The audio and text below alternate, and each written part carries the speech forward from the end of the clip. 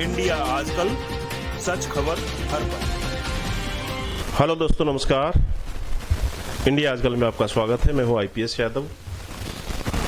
मोक्ष का अर्थ है स्वयं होने के लिए राजी हो जाना। ओशो। संसार का अर्थ है कुछ और होने की दौड़, और मोक्ष का अर्थ है स्वयं होने के लिए राजी हो जाना। उसके लिए किसी भावना की जरूरत नहीं है। इसलिए अगर आप भावना करके मुक्त होंगे तो वह मुक्ति झूठी होगी, वह भी चेष्टित मन का ही फैलाव होगी। कई लोग भावना करके मुक्त होने की चेष्टा करते रहते हैं, ऐसा समझाते हैं कि हम तो आत्मा हैं, मुक्त हैं, यह शरीर मैं नहीं हूं, यह संसार में नहीं हूं। ऐसा समझा कर कोशिश कर करके चेष्टा करके अपने को मुक्त मान लेते हैं। उनकी मुक्ति भी चेष्टित है। चेष्टित कोई मुक्ति हो सकती है?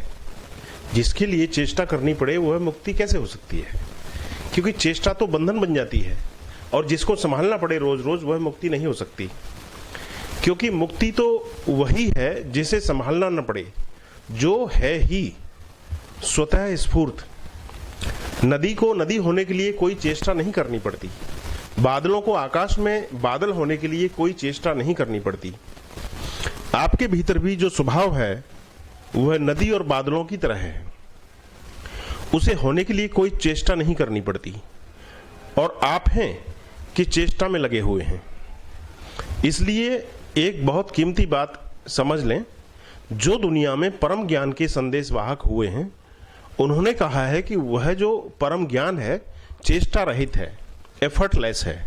उसमें कहीं पर कोई प्रयत्न शामिल नहीं है। उसमें कुछ भी किया नहीं जा सकता। अगर कुछ किया तो गलती हुई।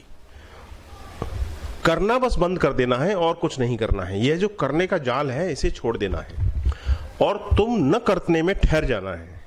यह कृष्ण यही कह रहे हैं कि वह जो पुरुष है ना, वह न तो कुछ करता है न कुछ भोगता है, सिर्फ है शुद्ध स्वभाव।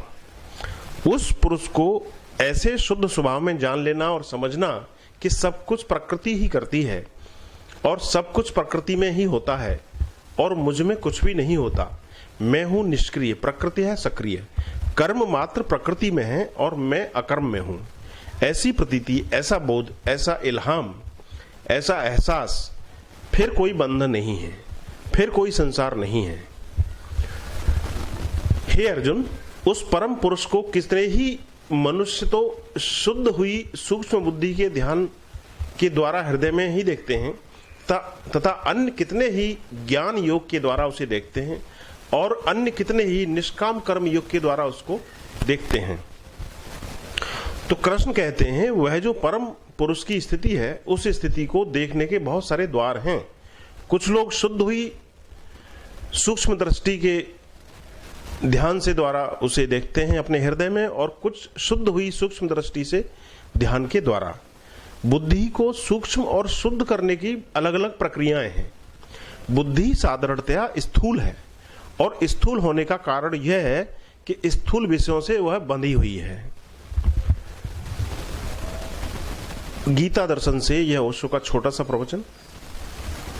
पुरुष में स्थिरता के 4 मार्ग, और यह है प्रवचन नंबर 9। कोशिश करूंगा कि मैं इसके और भी अंश आपके सामने पेश करूं। फिलहाल इस वीडियो में इतना ही। धन्यवाद। इंडिया आजकल, सच खबर हर पल।